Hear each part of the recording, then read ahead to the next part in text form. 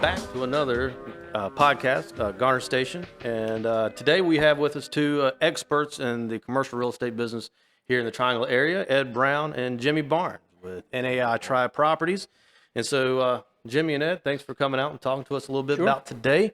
I think to kind of begin the conversation about commercial real estate in the Triangle, but more especially in Garner, talk about a little bit about your history, guys, because you all are titans of the commercial real estate business, right? You're saying that. Is that right? Yeah. All right. Hey, I'll take that. Jimmy, I know both of you guys have been in commercial real estate for decades here in the area. I guess we'll start with you, Jimmy. Give us a little bit about kind of your background and how you've gotten to where you're at today. Sure. So it has been a while, Joe. You know, I've been telling everybody for the last 5 years that it's been 20 years. So if that gives you any idea, over 25 years in the business here, primarily, actually, the majority of those 25 years with NAI Carolina Realty. And in a capacity from a brokerage standpoint, but also seeing some of our partners and clients doing development, anything from industrial to office. And then, of course, we've been involved in a tremendous amount of land sales throughout the region. Ed and I have been together for 25 years, and then recently we merged with Tri Properties with Greg Sanchez, and so we're now NAI Tri Properties. And it's been a great 2 years. COVID was a little bit of a struggle, but we were able to continue to stay focused with our clients. And we're coming out of it in a pretty good spot, I think. So, but again, you know, here focusing in the Triangle in a lot of different areas, and that's a little bit what I've done. You know, came here right after graduating from the Appalachian State and the Mountaineers. The greatest institution of high education in the state of North Carolina. You know that institution, and it just so happens we're, in the middle here is a little bit of the Carolina blue, but there's always going to be an odd man out. That's right. That's odd right. man out. That's There right. you go. But that's a little bit about me. Well, Jimmy and I have been working together for, he says 25 years. I think it's more like 30 years. I think it is. If you look back on when we both got in the business, it's probably been more like 35 years ago. But, I tell people it feels like maybe 5 years. And it's been a treat to be in this area. And we're lucky to see what's transpired over the years and the success that all the communities, Garner and all the other communities in Wake County have had. And I see the trend continuing. And, I grew up in Fuquay. I tell folks we used to grow tobacco, now they grow houses. And Garner is kind of the same. I mean, all the communities around Raleigh have benefited from the foundation that was laid many, many years ago in the Research Triangle Park. And we all need to be thankful for the founding fathers that created the Research Triangle Park that has just spurred a lot of good business opportunities for everybody in the area. Absolutely. And Joe, Ed hit on something there. In our career, we've been affiliated with NAI, which has offices all around the country. And so we're talking to other offices on a weekly, on a monthly basis. Ed's on a monthly call with industrial developers all around the country. So what Ed touched on as far as we're fortunate to be here, that's a national thought there. I mean, there's certainly other areas that are doing as well as we are, but there's certainly other places in the country that, again, we're just fortunate to be where we are. Yep. I mean, we're fortunate, and everybody else wants to be here. That's right. So, I mean, there are investors from all over the country, all over the world. It's not that they necessarily want to invest in an apartment or an office building or an industrial building. They just want to invest in this region. That's right. And I don't see that trend slowing down. I mean, it's a diversification of portfolios that want a presence in the Southeast and more specifically in the Raleigh, Durham, Garner, Wake County, Durham County, and surrounding county area. Well, I know on the as the economic development director here in Garner for the past couple of years, we have seen much more volume from outside money, looking, especially in the Northeast and California and now Texas, trying to come into the Triangle, and they're looking for everything from apartments to single story medical office buildings, whatever they can get their hands on. And it isn't necessarily Garner, right? Even though we would love to think so. It's the Triangle. that's generating that interest. That's right. But I think that's also something that's really interesting that with you two in particular, is not only do you get 35 years of brokerage experience in this area, but you also get the access to offices all around the world that you can pull, statistics from or leads from or anything. And I think that's something that's maybe not, you can't get that in every brokerage house. Right. And that kind of leads me into the thing that I'm really glad to talk about today, and that's the investment that your clients are making in our community. And so, Jimmy, if you will, talk a little bit about Widgeon. Sure. Widgeon. Excuse me. I mean, they have really hit the Garner market hard. They really have. They really have. So we're fortunate to be working with Widgeon Properties. They are a local development group that several years ago they established Widgeon with Whit being or Al being a general contractor, and then his partner Whit Brown, who has worked with me in the past and is knowledgeable from a brokerage standpoint and from a leasing standpoint. And they put together a group, and their goal 2 years ago was to develop industrial property, and focusing primarily on the Triangle area. We had some success out in the Briar Creek area, and then recently we had some success here in Garner with our latest project over on Sigma Drive, which we were able to get built and sold. And then we have focused on the 4070 area, which is Greenfield Business Park. Ed's been involved in that park for years, and so we were able to buy some land from Ed and his ownership group. And the reasons that we are here is location. 40 and 70 just provides a location for end users to provide product for all the growth that's happening in this area, whether it be the residential growth and all the vendors that supply, whether it be countertops or plumbing supplies or whatever that may be. And then the e-commerce. This location is you're able to locate here and provide the e-commerce that's happening from this area to the eastern part of the state. So there's a lot of demand to be in this location. There's a lot of growth as far as employees and residential. And then there's been some developers in front of us that have been successful here. Yeah. And then you've got land that's available, zoned, water and sewer, and you got a municipality like yourself that is supportive of what we're trying to do. So we're awfully glad to be here, and I wish there was more land that we could get. So, thanks for your help. Yeah, absolutely. And trying to make it successful for all parties. Absolutely. Well, I think there's a lot going on, but I think you hit on a real key point that drives the Garner market, and that's our location, right? And it is the e-commerce, but it's also access to people, the talent. And I know there's a big interest at Town Hall in trying to really diversify the local economy and continue to see jobs created here in the community. And that's one of our biggest selling points, is you can get from Garner to downtown Raleigh in 10 minutes. That's right. And Joe, you can't underestimate 540. No. I mean, what's happening there. Yeah. I mean, I know it sounds a long way off, but all of our clients, that comes up. Sure. So, well, in 2 years, right? They'll have that's the Southern right. Loop. That's right. And I know Fuquay. I know, Ed, you're from Fuquay, but they stand to gain a great deal from that being completed as well. I think the whole southern end of Wake County and even Johnston County is going to see a huge win off of that road construction. Well, switching over a little bit to the bigger box institutional kind of grade warehousing product, you, Ed, are representing a client that wasn't here, 3 years ago? Yeah. So Al Nyer Corporation they're based in Cincinnati, but they saw this region as an area where they and their investors wanted to invest, and Garner is their first development in the area. And I think they stepped back and they cited all the items that we've been talking about: close proximity to the population growth, the highways, 540, close proximity to downtown Raleigh, and availability of land.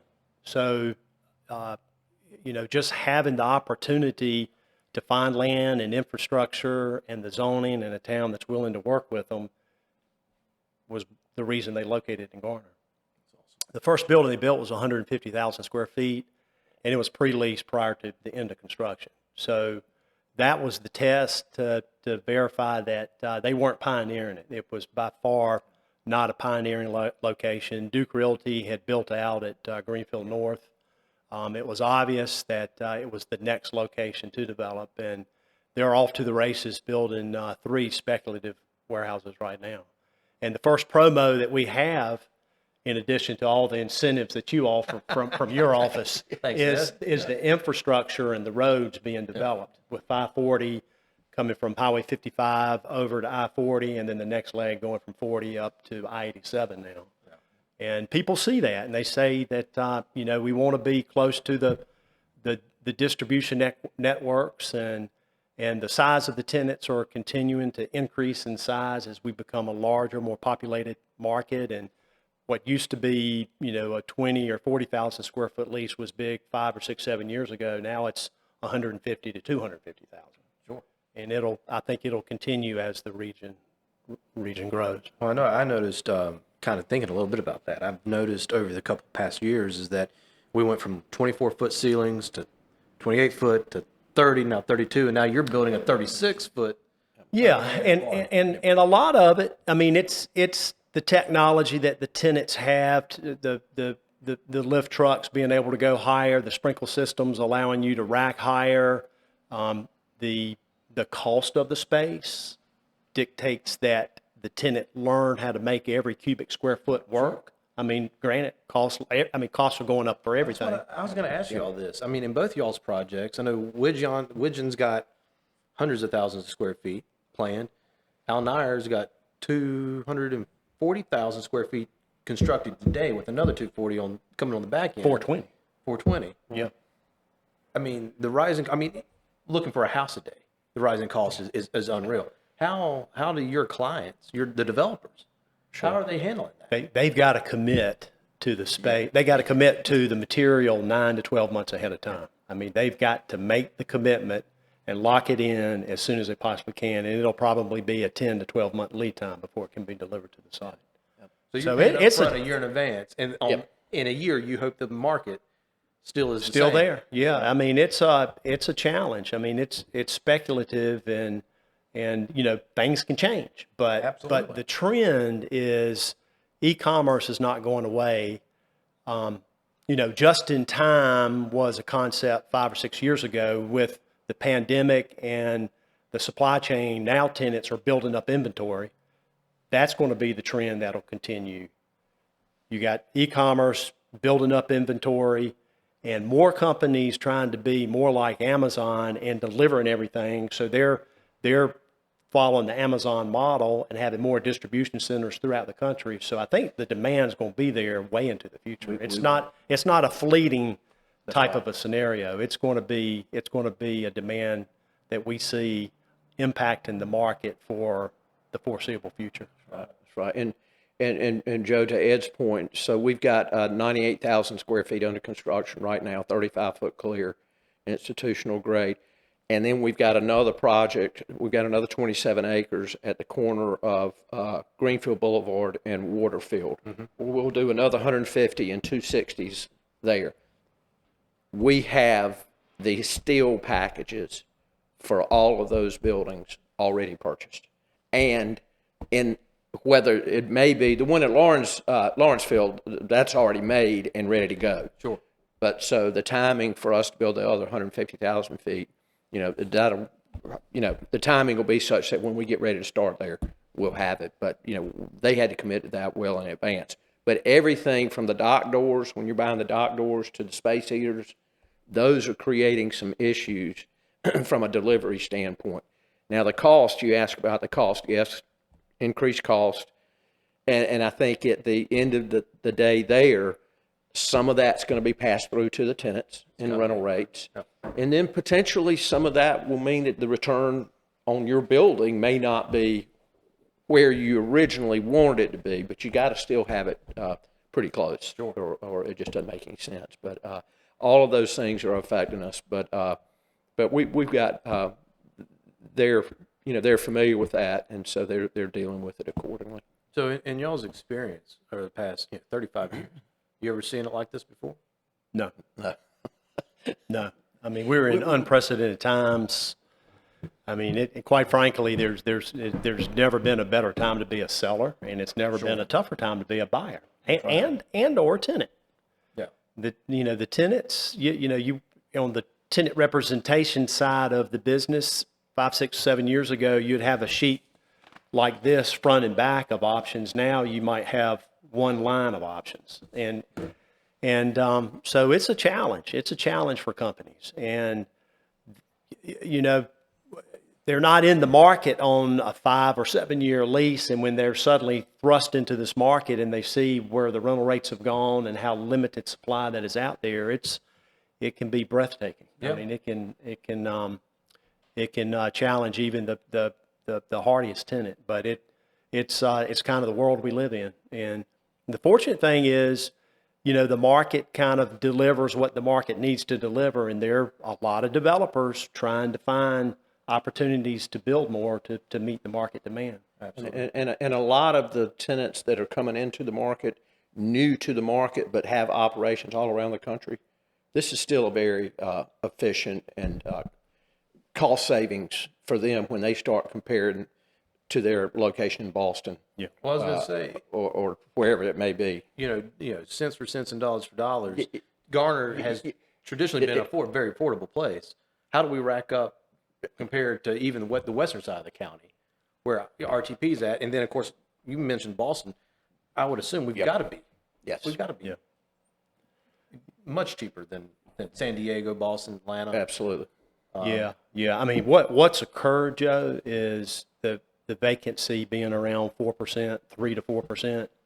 It's pushed up new product rental rates, and it's also pulled up Class B second generation space. Absolutely. So these existing landlords have benefited from all that's going on with the vacancy going down so low. So it's pushed up. So there's really not a huge discrepancy between new product and second generation product. It might be 10 or 15%, but not 25 or 30%. Well, that would be the place to be if you had one of those old kind of metal corrugated industrial buildings from the 90s and 80s. And Those landlords are benefiting. Yeah. Those property You owners go- are benefiting I from remember, what's going on in the market. whenever I first started here, man, you can get into space like that for $3 a square foot. And now it's triple. Well, if Now you, it's $550, and Yeah. a new building might be $650 That's or unreal. $695. and you've got just as many investors looking for that kind of product Yeah. as they are the new product for the reasons that you just said. Absolutely. And that Ed said as far as the increasing rental rates. It just makes a ton of sense. Well, speaking of that, I mean, on the tenant side, I know you guys represent developers, but you have to work with tenant reps all the time. What's leasing velocity look like? Are you seeing a lot of interest from the tenant side coming into this market? I assume most of it's going to be on the distribution side, but are you seeing a mix of maybe industries you haven't traditionally seen? It's a mix, and we're as diversified as we've ever been, which is a good thing. I mean, back during the tech bubble burst, I mean, there were companies delivering to Nortel and to IBM, and they were manufacturing things, and then that market went away, and then our vacancy went up to about 35%, one of the highest in the country. Is that right? And now we're real diversified. I mean, we've got the benefit and the fortunate opportunity to also lease to life science companies. That a lot of life science companies have come in and done 10 or 15-year leases on traditional warehouses and just modified it accordingly to their particular need. And so a lot of markets throughout the country don't have that benefit. We've got that here in the Raleigh-Durham area. And it's just a matter of time before it starts happening in Garner. It's certainly happening in Apex and Holly Springs. It's occurring in Sanford. Yes. Yep. And we've had a showing, last week that could be one coming to Garner as well. So that you have your typical e-commerce distributors, construction supply distributors, just commodity distributors, but we also have the benefit of the life science segment that is consuming space as well here in this region. And just that group benefiting from the region, just the university systems. Absolutely. Yeah. And so here, what we're able to provide that type of use is a close proximity to RTP, but the growth that we're seeing here, affordable housing, apartments, and retail. Sure. So all of a sudden that group, which traditionally is going to have more employees than a traditional distribution e-commerce group. Now they can bring executives into this location where we are now. Absolutely. Because of the housing. And again, what we started this conversation about, transportation. Absolutely. Yeah. And I think with the wages in life sciences in particular, that's a very attractive industry for the town to want to go after and bring. Yeah. And so we look and see what's going on in Sanford, and they even redeveloped an old Sam's Club over in Morrisville and put a life science company in that. So it seems like you have 150,000 square foot laying around somewhere, regardless of what it was, retail or otherwise, you could put a life science company in. Yeah. Now, the market will tell us how deep that market is. I mean, there are a lot of people kind of getting into that segment, and we may step back and have this conversation in 3 years and say, there were like 100 people getting into it, and it was only a demand for 30. But it goes without saying, it's a source of demand that we all benefit from that other communities don't. Absolutely. I was going to say, it is very unique to the Triangle, maybe Boston, San Diego, some of those places. That's right. Yeah. Whenever we're thinking about kind of the future, right, where do you guys see things moving, not only for your particular projects, but just in general? I know, Jimmy, a little bit before we started this, I was talking a little bit about the office. Sure. I know you have a long history in that. I would love to know where that's going to be going. Right. Well, the office market is going to follow residential growth and retail growth and hospitality growth and services growth. Before a company will locate somewhere from an office standpoint, they want to know where their employees are going to live and that they're good options for those for those employees. Sure. And that's what's happening here. So I think it's just only a matter of time before we're getting some smaller interest from the office users, Butterball's over here and some other companies like that. And I think you'll continue to see that when the owners and the executives of these type companies, founders, this is a location where they can get all the services they need, but yet they're 10 minutes from downtown Raleigh. They're 15, 20 minutes to the airport. So I think that's going to come. And then combined with that, you're going to have companies that are just going to say, okay, I'm looking at my bottom line here. I really like being in this hot location from an office standpoint, but I'm paying $40 or $50 a foot, and I'm paying for parking. I can go to Garner. I can build my headquarters there, and I know I can get employees there because of the residential offerings there, the retail offerings, and I'm sure they got a Starbucks out there somewhere. Sure. Yeah. So a few of them. a few of them. So I think that's coming. But traditionally the office groups, they want to be in the historical areas that have been successful office areas. But I think it's coming here. Well, I know, for us in particular, because of our proximity, our future is tied to Raleigh, right? And even during the downturn, I mean, not even a downturn, but the blip of COVID, you were still seeing announcements made on the office side. A 20-story tower here. This developer's looking to do 40 floors there. And even though there has been great givebacks in the office market, you still see new product being announced. You're seeing some deals being driven. The sublease space, Joe, is a little bit unsettling. That's the unknown. I mean, when you've got big corporations giving back 50,000 and 100,000 feet, and there's several of those in the Triangle. But with that said, we feel that the office market is going to come back. People are going to go back to work. Yes, there's going to be a certain percentage that try to do this, work from home, but there's still going to be a need for office space, and our investors are bullish on it. The investors are not pulling back any on buying office space. Yeah, it's kind of a buying opportunity for office investors. That's right. I mean, they see it as a little dip in the market, and maybe that's the time to go. Whereas cap rates for industrial is at an all-time low. Cap rates for office may be twice as high. That's right. And so therein lies a potential opportunity for an investor. Well, it sounds like the suburban office market is kind of, one, that's where we are going to play in because we're a suburban community, but also maybe the communities that have the best promise for office. Yeah. Because you're not having to pay that $40, $50 a square, which is an astounding rate. Yeah. That's right. Yeah. And it was trending we've been in the business long enough, as you've mentioned, where we've seen these trends come and go. I mean, we've seen the office market where you got bullpens and you put as many people in there as you can, and that was starting to move the other way again. And then COVID just accelerated that. Sure. So people want to have open spaces. They want to have a little bit more room. They don't want to be on an elevator. They don't want to be crowd. I mean, 20 or 30. I mean, this isn't to say that these buildings aren't going to continue to be successful, but there is a group of tenants that are going to want to be in suburban environments. Should kind of change the design. That just change the design, and they want to be in suburban. The downtowns are going to do great. Downtown Raleigh, Durham, they're going to do great, but there are going to be some tenants that are just going to say, you know what, I want a suburban room for my employees. I want it to be easy to get to. I want to have parking. Yeah, so I get it. Yeah, I hope we can capitalize. Yeah, on and that. I think you I can. think Garner will be in a good position. Yeah, I do to too. capture some of those redesign of office buildings. That's right. Absolutely. Well, if you Work environment. if you ever try to get on I-40 going west at 8 a.m., you realize how many people are traveling from Johnson and even further east on 40 to get to the Triangle to work. And I think, you're kind of bringing that office closer to home, shortening their commute. So hopefully we can capitalize on that. So Ed, on the industrial side, what do you see kind of moving forward the next couple of years? Well, the future's bright, and the reasons are what we had mentioned before, that the e-commerce and companies building up inventory, and I read a recent article.